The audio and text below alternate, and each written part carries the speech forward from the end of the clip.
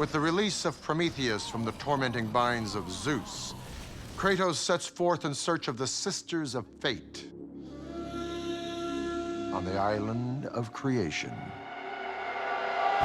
We've created these islands that existed on the edge of the world, much like mythology at the time stated, the world was flat and you got to the end of it, you'd fall off. Well, this island was right on the end of the world, and it was a place that many, many heroes of the times would attempt to get to change their fates or make something in their lives different and better.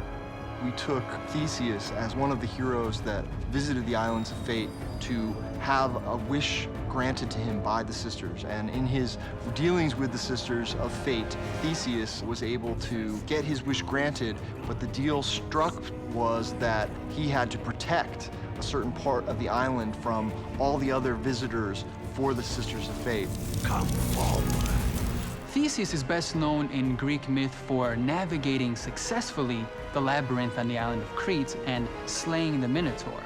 The Minotaur is a half bull, half man creature that's living in a maze, and every year it's eating 7 Athenians. Theseus having Minotaur allies in battle, it makes perfectly logical video game sense, because Theseus slayed the Minotaur. So, he can spawn magical ones. Am I the great Perseus to kill this fallen god?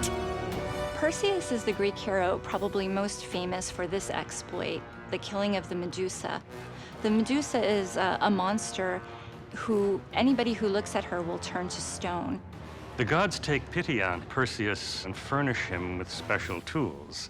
The Nereids, the daughter of Poseidon, furnish him with winged sandals that allow him to fly.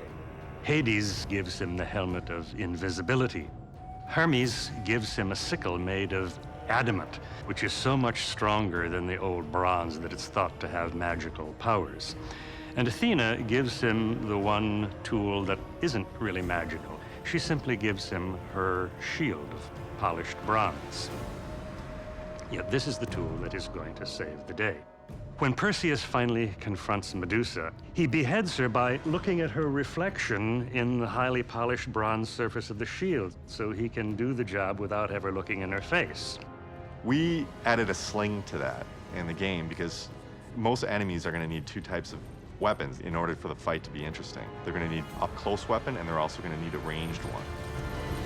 Clash of the Titans was an inspiration to us and the creative team on the God of War franchise. And beyond that, I think we tried to bring in as many Greek heroes to kind of compare. Like, they're the greatest Greek heroes, and then here comes Kratos, and you just kind of crush him. In Hollywood pop culture, Perseus is probably the biggest well-known guy. So let's get him in the game. We can easily have him in the Island of Fates. He's a hero. He's always trying to take on one task or another to try to prove his worth, and let's have these 2 guys cross paths and see what happens.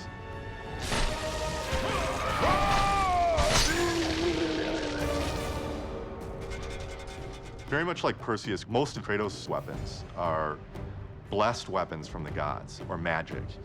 God of War 1 specifically, he gets magic from Poseidon's rage, so it's this storm of energy. And he gets the army of Hades, which is basically an undead army of souls. God of War 2, he begins to get his magic abilities from the Titans. It's actually quite common in Greek myth that a hero about to embark on a great adventure would receive help from the gods, whether in the form of a weapon, sometimes it be a great steed, or perhaps just direction and advice on where to start their adventure.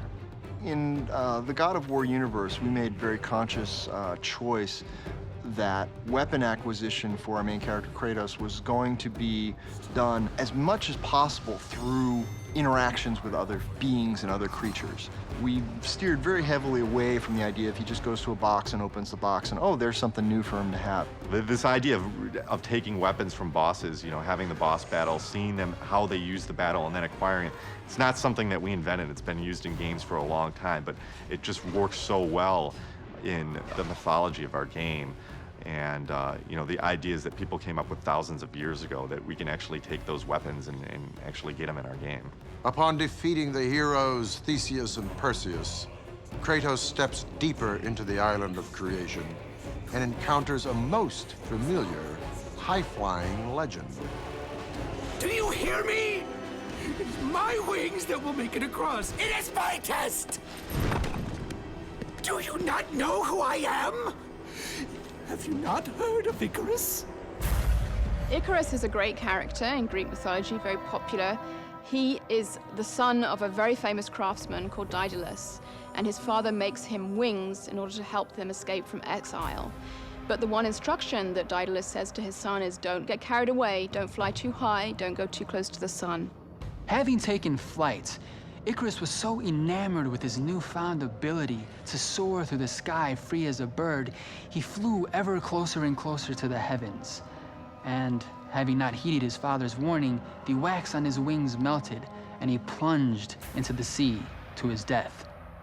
The story of Icarus, to many people, is seen as a warning not to venture too far or to aim too high, lest people be brought down by their own ambitions. Well, that's not what happened in God of War. In God of War, he fell to the island of creation. And Kratos finds him on this bridge. There's this massive chasm between him and the palace that unlocks the spire that the sisters are in. And they have this battle that starts up in the mortal realm and ends up right underneath the crust of the world, basically halfway between Olympus and Hades. And he ends up ripping Icarus's wings right off his body and letting him fall down to the depths of Hades. Kratos has got the wings and he knows how to use them. Of course, he can use them better than Icarus. Taking flight using the wings of Icarus, Kratos forms an alliance with the bearer of the sky, the Titan known as Atlas. I awoke in the torment of the underworld, banished to the darkest pits of Hades. I would have destroyed Zeus if you had not put me here, slave of the gods. I no longer do the bidding of the gods, Atlas. I have stomached their betrayal for the last time. Show me the way to the sisters, and I will kill Zeus once and for all. Atlas was a Titan who fought against Zeus and the Olympians in the Great War. Having lost, he was punished by Zeus by having to hold the sky separate from the earth. Of course, classical Greeks saw the sky as a sphere encompassing the earth as a whole, which leads to our modern-day misconception of Atlas holding the entire world on his shoulders. Weary from the weight of Zeus's condemnation, the mighty Titan agrees to help Kratos exact revenge on the ruler of the Olympians. You are a powerful warrior and a worthy ally of the Titan. I have given you the last of my magic, Spartan, and I will help you across the great chasm, but that is all I can offer. In the Palace of the Fates, he encounters a legendary foe feared by travelers around the world.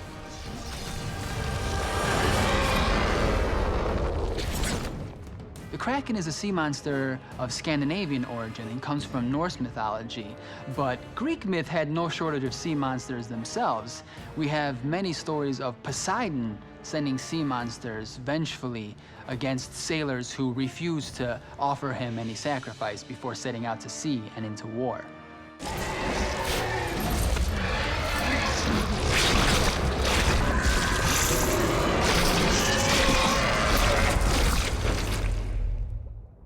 With the defeat of the Kraken, Kratos rides the mythical phoenix and finally reaches the elusive Palace of the Fates.